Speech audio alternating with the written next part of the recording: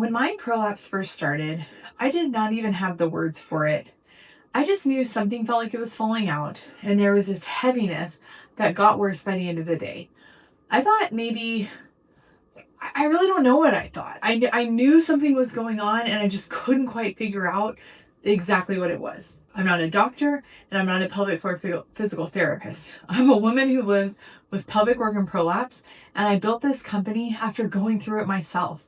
So everything I'm about to tell you, I'm telling you the way that I wish someone had told me. Here are 7 signs of a pelvic floor problem, including the ones almost nobody talks about, and the first real step to take for each one. Your body is not broken, it just changes, and so your support needs may also change. First, the thing I wish that I had known earlier. This is incredibly common. About 1 in 4 women in the United States has at least one pelvic floor disorder, and that number climbs as we get older. So if you are dealing with this, you are in very good company, and there is nothing that is rare or shameful about it. But common does not mean that you have to white-knuckle through it. A lot of these signs come on so slowly that you build your whole life around them without even realizing it. You may stop jumping on the trampoline for fear of leaking. You may map out every bathroom before you leave the house. You quietly decide that this is just getting older or that this is just life after having kids. I've experienced various pieces of that. I want you to be able to say what is going on, because naming it right now is how you start getting the right help. Sign number 1 is heaviness and pressure or a bulging feeling. This is the one that I know in my own body better than any other. For me, it felt low and heavy and like something was dragging or about to fall out. And it always got worse the longer that I was on my feet. I remember finally looking with the mirror, and I could see that tissue coming down into the vaginal opening. That was the moment that it stopped being this vague feeling for me and it became very real. If you have felt that heaviness and not known what to call it, I've been exactly where you are. That feeling can be connected to pelvic organ prolapse, which is when the muscles and tissue that hold everything together and in place get stretched or weakened, and the support that those organs usually have gives way. The first step that helped me most was a pelvic floor physical therapist who can actually assess what is happening. That is the proven first step for most pelvic floor issues. And this is also the kind of symptom where external support can genuinely help you get through the day. Think of it like an ankle brace. So a brace that you wear, it doesn't heal your ankle, but it does give you the support so that you can move with more comfort while you do the real work of recovery. This is what a support garment does for heaviness and pressure. And it's one tool in a toolbox right alongside your PT and your other healthcare providers. It's not a replacement for any of them. That is exactly why I started Hem Support Wear. Sign number 2 is leaking, especially when you cough, sneeze, laugh, move fast. I lived a version of this in the early weeks after giving birth. I would get really close to the toilet and then suddenly really have to go, and sometimes I just couldn't hold it in. That was very humbling, and it honestly scared me because nobody had warned me that that could happen. Because this is so common, women get told it's just this normal part of having kids or getting older.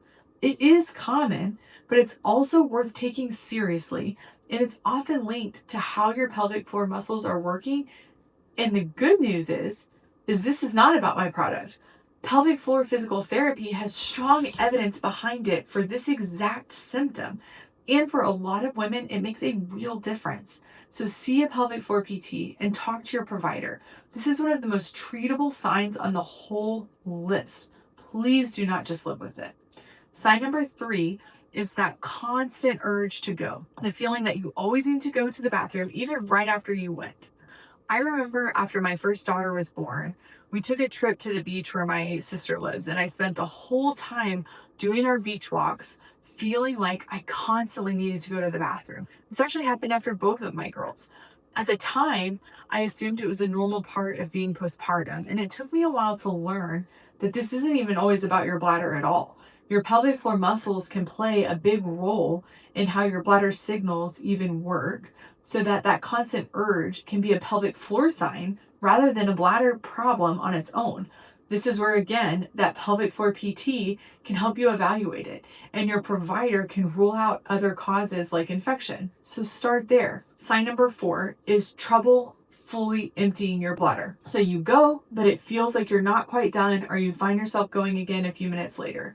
This one I didn't personally have myself, but I hear about it a lot from women in our community, and it's one of the most overlooked. When pelvic floor muscles are not relaxing and coordinating the way that they should, feeling fully emptying can get harder. It's a quiet sign that you might sort of discount and not even realize is one that you should be paying as much attention to. And so it can be easy to brush off, and you may not even mention it in an appointment. So please mention it. Bring this up with your provider, and a good pelvic floor PT is going to ask you about things like this. But it can be helpful to write it down before you go, because this is exactly the kind of detail that might slip your mind once you're in that room having to talk through everything you're experiencing. And a quick thing here, because you've heard 4 signs now, and you might be recognizing yourself in a few of them. The hardest part of getting help for me was walking into an appointment and trying to remember everything I had been feeling, especially because I was in those early weeks postpartum. Everything was crazy, and I always would leave it feeling like, oh, I wish I would have said this, or I thought of this other thing afterwards. And so I made a pelvic health symptom tracker, which is free. And what you do is you write down what you notice, when it happens, and how it affects your day. And then you can bring it with you, or you can just use it ahead of time to remind yourself and see patterns that you may not recognize if you aren't taking those intentional pauses to reflect on your body throughout the day.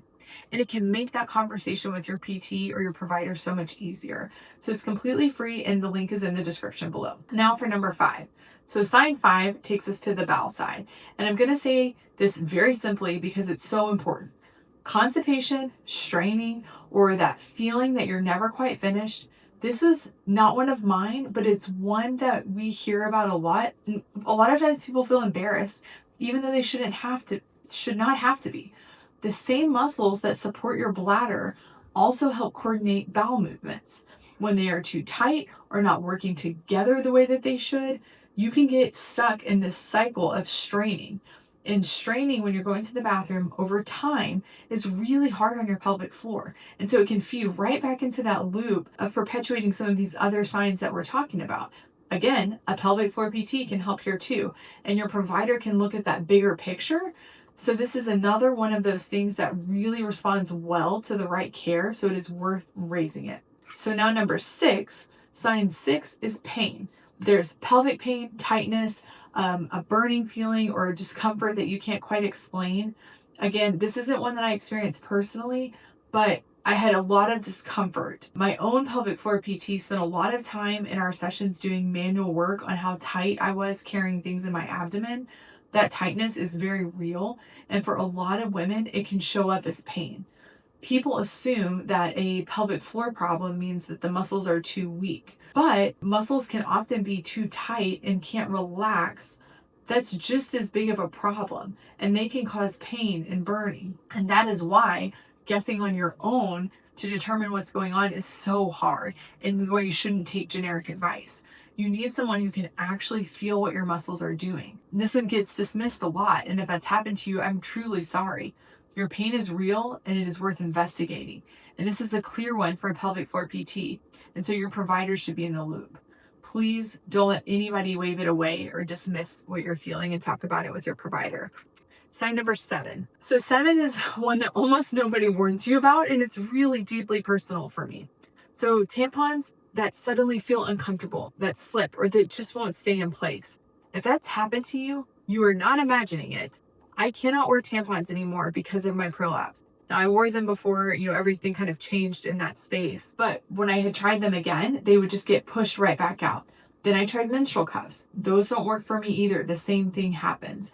The only thing that will stay in place for me now is my Flex menstrual disc that I sometimes pair with a pessary just to keep it in the right spot with the way that my anatomy is now. And I'm telling you that because if you are quietly dealing with having to manage your period in a way that is completely different than what you did before, that can feel incredibly isolating and like you are the only one dealing with this, but I'm here to tell you that you are not. It is connected to prolapse. That same shift in support that we talked about in sign number 1, When those vaginal walls change position or the internal support structure shifts, that tampon doesn't sit in the right place and it doesn't stay put anymore. And it's a really common early clue that something's going on because it feels almost too small to say out loud, and a lot of people don't bring it up. But again, bring it up. Tell your provider, see a pelvic floor PT, and like sign number 1 we talked about, this is tied to that heaviness and that falling out feeling, where external support can help you feel more held and comfortable through your day as one tool alongside your PT and your provider. So those are the 7 signs: heaviness or pressure, leaking and urgency, that constant urge to go, trouble fully emptying, constipation and straining, pelvic pain or tightness, and tampons or menstrual cups that will not stay put. If you saw yourself in even one of these, here's what I hope you will take with you. These signs are common, but common was never supposed to mean just live with it. A pelvic floor physical therapist is the best first step for almost every sign on this list. I know, because that is where my own road started. Your body is not broken, it changed, and your support can change with it. And if heaviness, pressure, or that falling out feeling is part of your day, that is the part that I built Hem Support Wear for, because I needed it myself. I needed garments that were designed by women who get it, to give you support and comfort while you do the rest of your work with your PTs and your providers.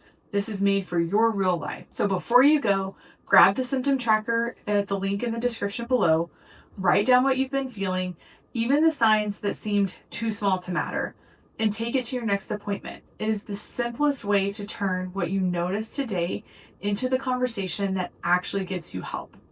And if this helped you feel a little more seen, please subscribe so the next woman who's quietly worried can find it too.